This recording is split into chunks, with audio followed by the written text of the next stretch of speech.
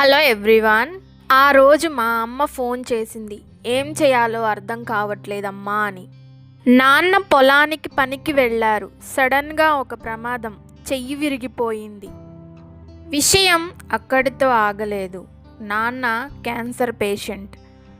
ఎముకలు బలహీనంగా ఉన్నాయి. హాస్పిటల్కి తీసుకువెళ్ళాం. స్కానింగ్ అయితే తీశారు. డాక్టర్ అన్నమాట ఇంకా చెవుల్లోనే ఉంది. కుడి చేతి ఎముక 2 ముక్కలయ్యిందన్నారు. ఒక పక్క భయం, హడావిడి. చేతిలో రూపాయి లేదు. తిన్నామా లేదా అన్న ఆలోచన కూడా లేదు. అక్కడ మాలాంటి వారు ఎంతోమంది ఉన్నారు. అప్పుడే అనుకోకుండా హాస్పిటల్ పక్కనున్న అన్నా క్యాంటీన్లో అడుగుపెట్టాం. 5 రూపాయలు, కేవలం 5 రూపాయలు, కడుపు నిండా అన్నం. అక్కడ మాలాంటి వాళ్ళు ఎంతోమంది బాధల్లో ఉన్నవాళ్లే, ఆశ కోసం వచ్చిన వాళ్ళు.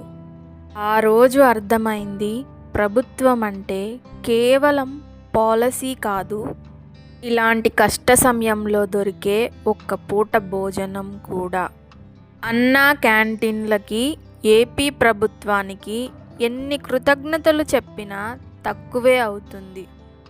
మాలాంటి వారు ఎంతోమంది బాధలో ఉన్నప్పుడు దొరికిన ఆ అన్నం మా కడుపుని కాదు, మనస్సుని నింపింది. మాలా బాధపడుతూ హాస్పిటల్స్ చుట్టూ తిరిగే సిచ్యువేషన్స్ ఎవ్వరికీ రాకూడదు.